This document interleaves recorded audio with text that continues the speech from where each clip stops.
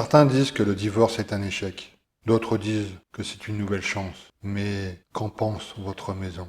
Oui, vous avez bien entendu, car dans cette séparation, c'est elle qui se vide de toute vie. Et cela devient parfois une histoire terrifiante, une histoire angoissante. Pour ma part, me voici enfin libre, libéré de mes lourdes chaînes, libéré de mes écrasantes culpabilités. Je suis un nouvel homme, enfin, je crois. 15 ans de mariage dans les oubliettes. Bon, il fallait arrêter le massacre. On ne pouvait plus se supporter. On passait tout notre temps à se disputer, à s'engueuler, à se faire des reproches. Parfois, les mains parlaient, surtout les siennes. Il faut dire qu'elle a une droite du tonnerre. Je ne sais plus qui avait décidé le premier de se séparer, mais cela n'a pas été facile pour nous deux. Divorcer, se séparer, est une chose très brutale. Parfois, cela peut vous déchirer le cœur. Et il y a toujours un abruti pour dire que c'est mieux pour les enfants. Oui, ça vous l'avez sûrement entendu. Mais moi je m'en fous, je n'ai pas d'enfant. Je dois avouer que depuis notre séparation, je suis en pleine forme. Avant j'étais toujours stressé, oppressé, coléreux, fatigué. Mais ça, c'était avant. Maintenant je m'ennuie certes comme un rat mort, mais je suis épanoui. Le soleil est enfin revenu dans ma vie. J'ai même repris le sport, la lecture, les conférences. Je suis un nouvel homme, un homme plein d'avenir. La petite ville d'Isberg me redonne le calme qui me manquait. Mais il faut dire que dans ce bled, il se passe jamais rien. C'est vraiment mortel, mais les habitants sont adorables. Bon, les gens du Nord-Pas-de-Calais boivent trop, même tout le temps, mais il paraît que c'est dans leur ADN. Ici, si tu ne bois pas, tu n'es pas un homme. Mais bon, il faut bien passer son temps libre. Ici, il n'y a pas de bibliothèque, pas de théâtre, pas de concert. Il n'y a que des terrains de foot et des bistrots d'ouvriers. Ma nouvelle petite maison contient 2 chambres, un salon, une cuisine et une grande cave à vin. Le jardin est assez petit mais assez grand pour les barbecues avec les copains. Mais bon, je n'ai plus aucun copain. Ils sont tous restés fidèles à Sophie, et surtout à Paris. Niveau boulot, tout se passe à merveille. Je suis écrivain autopublié. Je peux m'organiser comme je le souhaite, et il n'y a personne pour m'obliger. En ce moment, j'envisage d'écrire un roman sur le divorce des zombies, oui. Même les zombies ont le droit à une vie privée. Mais je n'arrive pas à me concentrer. Depuis mon arrivée ici, mon téléphone portable n'arrête pas de vibrer. Je reçois des SMS tout au long de la journée. Je ne connais pas l'expéditeur. C'est un numéro inconnu. Les messages sont étranges. Ils me demandent de revenir à la maison. Cela fait maintenant 1 semaine que mon smartphone hurle. Les messages se sont intensifiés. Jour et nuit, je reçois le même SMS. Reviens à la maison. Je n'en peux plus. Vous allez me dire qu'il suffit de l'éteindre. Oui, ok, je l'ai fait. Il vibre toujours. J'ai enlevé les batteries et ça sonne toujours. Rien ne stoppe ces saloperies de SMS. Je suis fatigué, je suis désespéré. Je dors mal, je dors plus. J'ai contacté Sophie pour lui demander si c'était elle qui me harcelait jour et nuit. Ben vous savez quoi, elle m'a rionné. Elle m'a conseillé de changer de numéro et également de téléphone. C'est vrai que le mien commence à se faire vieux. Bon, ok. Sans attendre, je suis ses conseils. Je prends la voiture et je pars d'urgence au centre commercial de Saint-Omer. Je vais m'acheter un nouveau smartphone. Le vendeur me prend pour un fou. Je suis pressé et mes mains tremblent. Je lui demande un smartphone refusant les messages et les appels. Il me conseille de prendre un papier et un stylo. C'est comme ça que faisaient mes arrière-grands-parents, me dit-il. Avec sa tête de chouette, il m'énerve aussi, oui. Je prends le premier qu'il me conseille et je lui laisse mon vieux téléphone. Et je lui conseille de le détruire ou de le brûler. Une fois rentré à la maison, en toute confiance, je sais, tout au fond de moi, que mon calvaire est enfin fini. Je sors mon nouveau téléphone de son emballage et le pose délicatement sur la table de ma cuisine. J'aime l'odeur du neuf. En plus, je le trouve magnifique. Il est de couleur noire carbone et il pèse seulement 173 grammes. J'y insère ma nouvelle carte SIM. Le téléphone s'allume, et là c'est l'incompréhension, la stupeur et l'effroi. J'ai un SMS qui me dit reviens à la maison. C'est impossible. Personne ne possède ce numéro. Je tremble, j'ai froid, je transpire d'angoisse. J'éteins ce maudit téléphone, je le jette dans la corbeille. Il s'allume de lui-même. Et cette fois-ci il sonne. Je ne sais pas quoi faire. Mes mains tremblent, j'hésite. Cette sonnerie me tape sur les nerfs. Je le saisis. Allô? Qui êtes-vous? Reviens à la maison. La voix est étrange. On dirait une voix de bébé. Laissez-moi tranquille, par pitié. Reviens à la maison. Sophie, c'est toi? Le téléphone s'éteint, et moi je m'effondre sur le sol. Je me sens vidé de tout espoir. Ce maudit téléphone est également sur le parquet.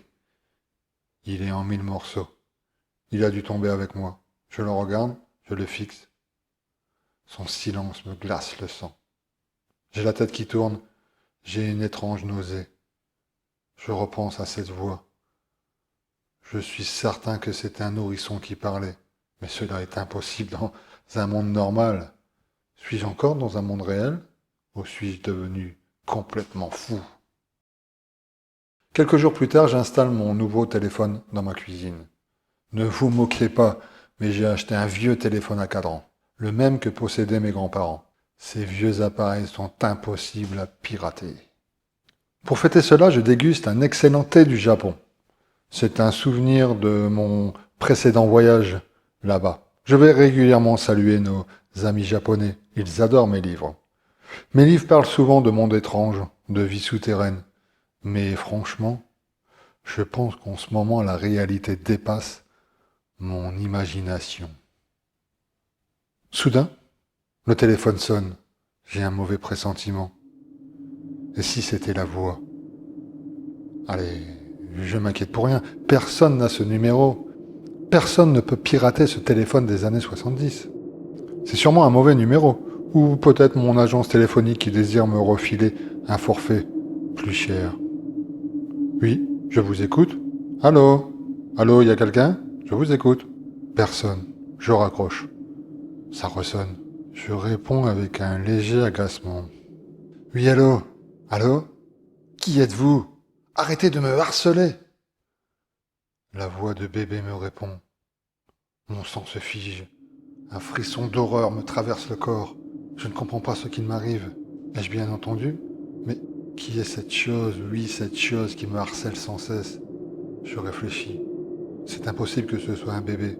C'est peut-être... Non, ce n'est pas Sophie. Elle m'a dit que c'était pas elle. Quelques minutes plus tard, le frisson d'angoisse est passé. Et une colère l'a remplacé. Il faut que j'appelle Sophie. Pour qui se prend-elle? Et pourquoi, oui, pourquoi déguise-t-elle sa voix? Me prend-elle pour un idiot? Je sais que c'est elle. J'en suis certain. Elle me ment. Je compose son numéro. Ce vieux téléphone à cadran me tape sur les nerfs. Je passe une plombe à tourner les chiffres. Mes doigts forment des cercles stupides. Enfin, ça sonne. Bonjour, Sophie Steele. Je vous écoute. C'est moi. Je veux que tu arrêtes de me harceler. Je sais que c'est toi. Ma voix est en colère. Je suis en colère. Mais c'est pour mieux cacher ma peur. David, c'est toi? Je ne comprends pas ce que tu veux dire. Tu sais, je me suis remariée. Je suis heureuse. Et j'ai une bonne nouvelle à t'annoncer. J'attends un bébé. Un long silence s'installe entre nous. Je pense encore à cette voix. J'en ai encore des frissons dans le dos. Ma gorge est sèche.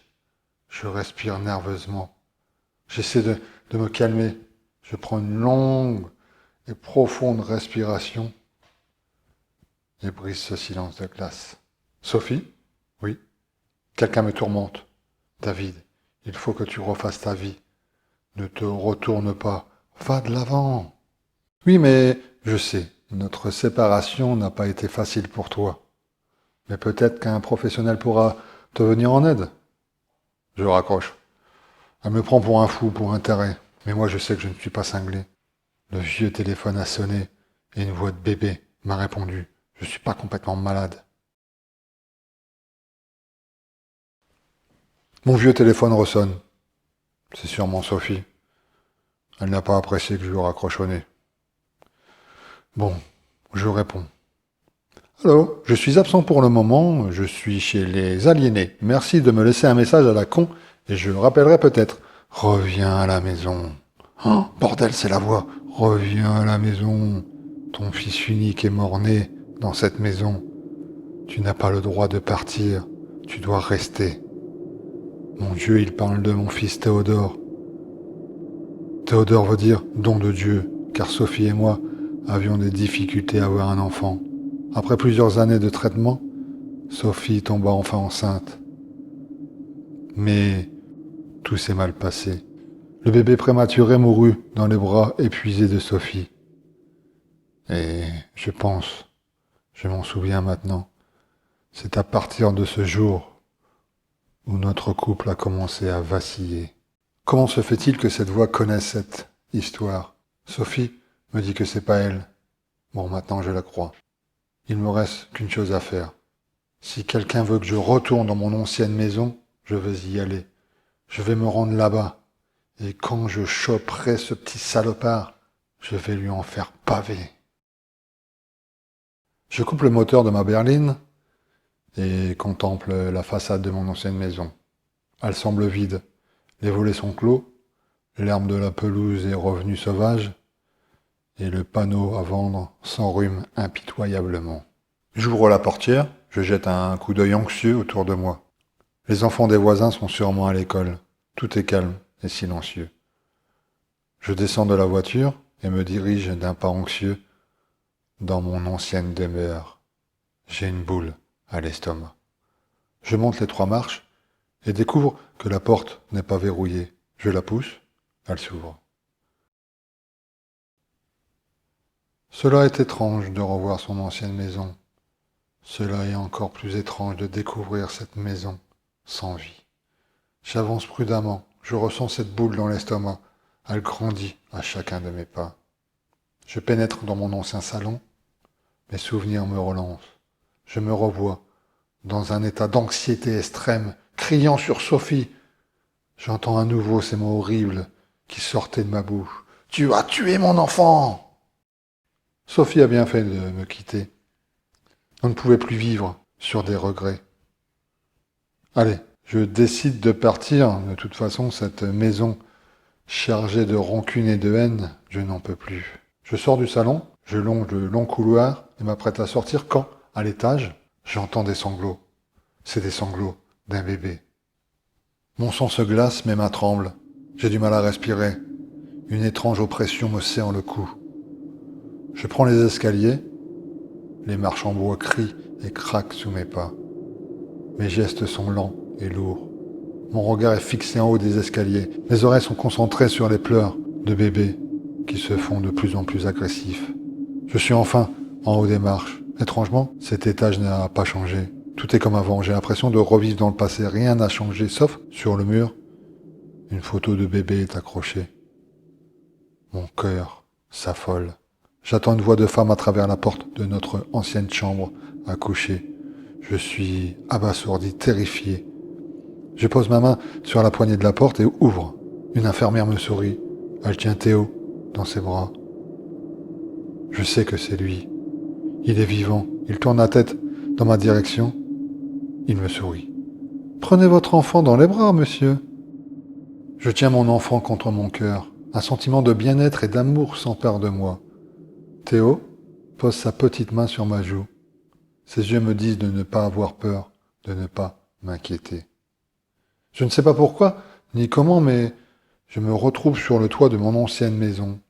Théo me sourit. Nous sommes à quelques centimètres du vide. J'écoute sa voix. Mon bébé me parle.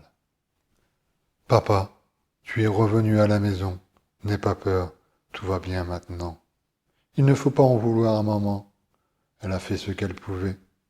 Nous allons bientôt être ensemble et le bonheur reviendra éblouir cette maison. » Et avant de sauter dans le vide, il me dit ces derniers mots. « Maman nous rejoindra bientôt. » Dans sa nouvelle demeure, Sophie profite du soleil qui est revenu. Les fleurs de son jardin fleurissent et les oiseaux fêtent l'arrivée de l'été.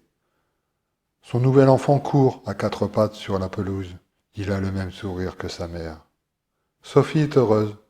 Sur la petite table du jardin, son téléphone est posé au milieu des biberons. Soudain, il vibre. Sophie a reçu un SMS. Un message étrange et intrigant s'affiche. Reviens à la maison.